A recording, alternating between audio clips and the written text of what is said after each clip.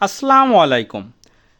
24-25 শিক্ষাবর্ষে একাদশ শ্রেণীতে ভর্তির আবেদনের পিন সমস্যা সমাধানে একটি নতুন আপডেট প্রকাশিত হয়েছে।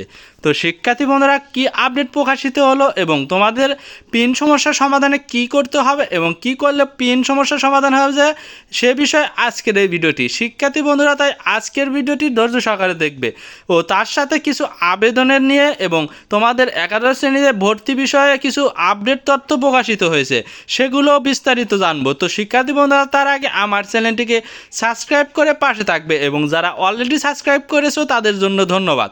তো শিক্ষার্থী বন্ধুরা, চলো ভিডিওটি শুরু করা যাক। শিক্ষার্থী বন্ধুরা, একাদশ শ্রেণীতে যাদের পিন নাম্বার নিয়ে সমস্যা হচ্ছে তাদের জন্য আজকের এই ভিডিওটি খুবই গুরুত্বপূর্ণ, তাই শিক্ষার্থী বন্ধুরা সম্পূর্ণ ভিডিও দেখবে খুবই ভালোভাবে। তো শিক্ষার্থী বন্ধুরা, যাদের আবেদনের সময় পিন নাম্বার নিয়ে সমস্যা হচ্ছে তাদের নিয়ে একটা বিজ্ঞপ্তি প্রকাশিত আজকে। তো শিক্ষার্থী বন্ধুরা, সেই আবেদনে পিন নাম্বারের সমস্যার কারণে যে বিজ্ঞপ্তিটি প্রকাশিত হয়েছে বা নোটিশ প্রকাশিত, যেটাই বলতে পারো, সেটা কি লেখা রয়েছে সেটা এখন আমরা আলোচনা করব। তো এখানে গত 29 মে 2024 তারিখ হতে 30 মে 2024 তারিখের মধ্যে SMS গেটওয়ে সমস্যার কারণে যারা সাইন আপ করা সত্ত্বেও SMS পাননি এবং লগ ইন করতে পারেননি তাদেরকে পুনরায় সাইন আপ প্রক্রিয়া সম্পূর্ণপূর্বক লগ ইন করার জন্য অনুরোধ করা হচ্ছে। তো শিক্ষার্থী বন্ধুরা, তারপরে বলা হয়েছে আবেদনের পোর্টালে 2 জুন 2024 রাত 11:45 পর্যন্ত 9,47,615 আবেদনকারী এবং 51,70,012টি ESVG চয়েস দাখিল করেছেন এবং 9,34,154 আবেদনকারী পেমেন্ট সম্পন্ন করেছেন। আবেদনকারীদের আবেদন ফি পরিশোধ সংক্রান্ত সমস্যা লাঘবের নিম্নিতে বিকাশের মাধ্যমে সরাসরি আবেদন ফি পরিশোধের ব্যবস্থা গ্রহণ করা হয়েছে।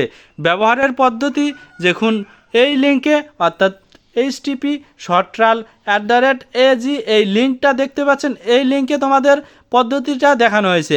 আবেদন ফি পরিশোধের পর একাদশ শ্রেণীতে স্মার্ট ভর্তির সিস্টেম লগ ইন করে আপনার পোর্টাল থেকে নিশ্চিত হতে পারেন আপনার পেমেন্ট সম্পন্ন হয়েছে কিনা।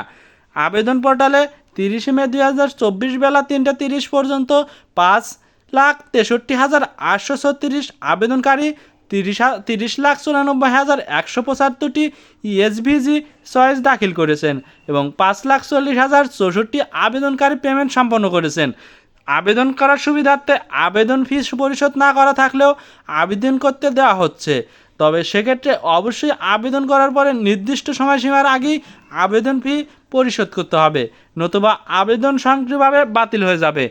আবেদনকারী পোর্টালে আবেদনের লিঙ্গ ভুল দেখালে সংক্রান্ত একটি ত্রুটি 2028 মে 2024 সকাল 10টার সময় সমাধান করা হয়েছে।